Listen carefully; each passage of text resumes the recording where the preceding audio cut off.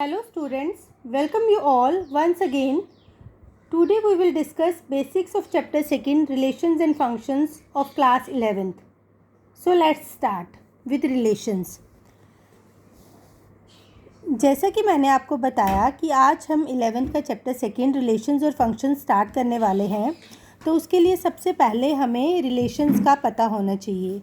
Relations के लिए हमें सेट्स का पता होना चाहिए, फिर हमें ऑर्डर्ड पेयर्स का पता होना चाहिए, देन हमें कार्टियन प्रोडक्ट का पता होना चाहिए और फिर हम फाइनली रिलेशंस की डेफिनेशन पे पहुंचेंगे. जैसा कि आप सब जानते हो, a set is a well defined collection of objects. Okay, तो ऑर्डर्ड पेयर क्या होता है? सपोज़ अगर हमारे पास कोई दो सेट्स हैं, एक सेट ए है जिसके एलिमेंट्स हैं 1 2 3 और दूसरा सेट बी है जिसके एलिमेंट्स हैं 3 4. तो ऑर्डर्ड पेयर को हम डिफ़ाइन करेंगे. ऑर्डर्ड पेयर होता है, जैसे अगर हम इस एग्जांपल को जनरल में ले लें, ऑर्डर्ड पेयर हो गया ए बी. जो हमारा फर्स्ट एलिमेंट है इस ऑर्डर्ड पेयर का वो हमारे फर्स्ट सेट से बिलोंग करेगा और जो सेकंड एलिमेंट है वो सेकंड सेट से बिलोंग करेगा. इसका मतलब कि ए जो है वो फर्स्ट कंपोनेंट है ऑर्डर्ड पेयर का और बी जो है वो सेकंड कंपोनेंट है ऑर्डर्ड पेयर का. रिलेशन की डेफिनेशंस को अंडरस्टैंड करने के लिए हमें ऑर्डर्ड पेयर बहुत ज़रूरी पता होना चाहिए. दैट मीन्स जब हमने स्मॉल ब्रैकेट के अंदर कोई दो एलिमेंट्स लिख लिए, जैसे मैं इस एग्जांपल के रेफरेंस से आपको बताती हूँ. अगर मैं 1 3 लिखती हूँ, 1 जो है आप देख रहे हो सेट ए का है और बी जो है वो 3 जो है वो सेट बी का है. तो ये जो हमें दिख रही है that is your ordered pair. Okay, so इसके बाद अब हमारा कंसेप्ट आएगा कार्टियन प्रोडक्ट का. कार्टियन प्रोडक्ट क्या होता है?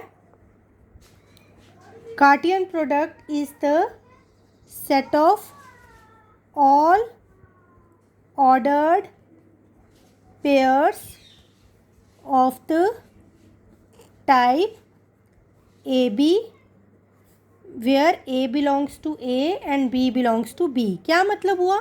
सपोज़ ये दो सेट्स हैं प्रोडक्ट, जैसा कि कार्टियन प्रोडक्ट. तो इन दो सेट्स का प्रोडक्ट जो ए क्रॉस बी, ये कार्टियन प्रोडक्ट की जो है हम मतलब इसको हम ऐसे डिनोट करते हैं. इसका मतलब है set of all ordered pairs A B, जिसमें कि ए जो है वो सेट ए का एलिमेंट है और बी जो है वो सेट बी का एलिमेंट है. अब अगर हमारे सेट ए में हमने देखा कि 3 एलिमेंट्स हैं, सेट बी में हमारे 2 एलिमेंट्स हैं, तो कार्टियन प्रोडक्ट ए क्रॉस बी में 3 2 6 एलिमेंट्स होने चाहिए. तो वो हमें कैसे पता चलेगा? अब यहाँ पे हम इस एग्जांपल से कार्टियन प्रोडक्ट बनाएंगे. ए बी का मतलब 1 जो है हमारा सेट ए में से है, 3 जो है सेट बी में से है, फिर 1 वही रहेगा और 4, देन 2 3 2 4 3 3 3 4. क्या मतलब हुआ इसका? कि मैंने इन दो सेट्स को लेके कार्टियन प्रोडक्ट्स बनाए हैं. कार्टियन प्रोडक्ट होता है set of all ordered pair, जिसका पहला एलिमेंट पहले सेट में से हो और दूसरा एलिमेंट दूसरे सेट में से हो. तो पहला एलिमेंट 1 3 एक ऑर्डर्ड पेयर आया, 1 4 दूसरा ऑर्डर्ड पेयर आया, देन 2 3 2 4 3 3 3 4. आप हमेशा देखोगे कि ये जो कार्टियन प्रोडक्ट में है A cross B is not equal to B cross A. इसमें कार्टियन प्रोडक्ट का ये आप एक नोट याद रखोगे कि जो ए क्रॉस बी है वो कभी भी बी क्रॉस ए के बराबर नहीं होता. और नंबर ऑफ़ एलिमेंट्स कितने होते हैं कार्टियन प्रोडक्ट में? N of A cross B जो है हमेशा n of A cross n of B के बराबर है. क्या मतलब हुआ कि हमारे कार्टियन प्रोडक्ट में कितने एलिमेंट्स होंगे वो हमारे n of a cross b is always equal to n of a cross n of b. Now with these basics we will define relation. Let a and b be two non-empty sets. Then any subset of A cross B is called a relation from A to B. क्या मतलब हुआ कि relation जो है हमेशा Cartesian product का subset है. Relation is a part of Cartesian product. अब इस एग्जांपल में जिसमें कि हमने कार्टियन प्रोडक्ट लिखे हैं, A क्रॉस B हमारे कार्टियन प्रोडक्ट बने थे. मैं एक मिनट फिर से आपको लिख के बताती हूँ. 1 3 1 4 2 3 2 4 3 3 3 4. अब अगर इस एग्जांपल में हम कहते हैं कि define a relation whose first component of ordered pair is odd. क्या मतलब हुआ, हमें ऐसी रिलेशन डिफ़ाइन करनी है इस कार्टियन प्रोडक्ट में जिसका कि पहला कंपोनेंट या पहला एलिमेंट जो है वो ऑड हो. तो उसमें कौन से केसेस आएंगे? 1 3 1 4 as 1 is an odd number, 3 3 3 4.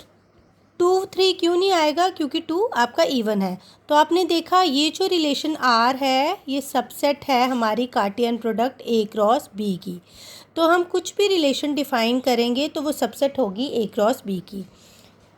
इसके बाद जो हमारा नेक्स्ट कंसेप्ट आएगा रिलेशंस में वो है domain, codomain and range. Domain, codomain and range. Domain क्या होता है? जो भी सपोज़ अगर हमारे पास 2 सेट्स गिवन है, हम वही एग्जांपल रखते हैं. हमारे पास एक सेट गिवन था A 1 2 3 और B सेट गिवन था 3 4. ओके, तो हमने इस पे रिलेशन R डिफ़ाइन किया है. Set of elements whose first component is odd. तो अब यहाँ से हम लोग डिफ़ाइन करेंगे डोमेन. डोमेन क्या होता है? डोमेन होता है हमारी रिलेशन के ऑर्डर्ड पेयर का जो पहला एलिमेंट है. जैसे यहाँ पे 1 है, यहाँ पे 3 है, ये भी 1 है, ये भी 1 है. आपको दो बारी 1 लिखने की ज़रूरत नहीं है. You have to write single 1. तो 1 3 जो है इसका डोमेन हो गया. Then comes range. रेंज जो है इन्हीं ऑर्डर्ड पेयर का जो सेकंड एलिमेंट है, जैसे यहाँ पे 3 है और 4 है, ये हमारा रेंज हो जाता है. और देन कोडोमेन. कोडोमेन क्या होता है? जो पूरा का पूरा सेट B है, पूरा का पूरा जो सेट B है वो हमारा कोडोमेन हो जाता है. आप इस एग्जांपल से भी देख सकते हो. क्या बताया मैंने आपको डोमेन का? कि हमारी रिलेशन के जो फर्स्ट एलिमेंट्स होते हैं, रिलेशन में जो फर्स्ट कंपोनेंट है ऑर्डर्ड पेयर का वो डोमेन होता है. जो सेकंड कंपोनेंट है ऑर्डर्ड पेयर का वो रेंज होता है. और जो पूरा का पूरा सेट होता है, सेट B जैसे, वो हमारा कोडोमेन है.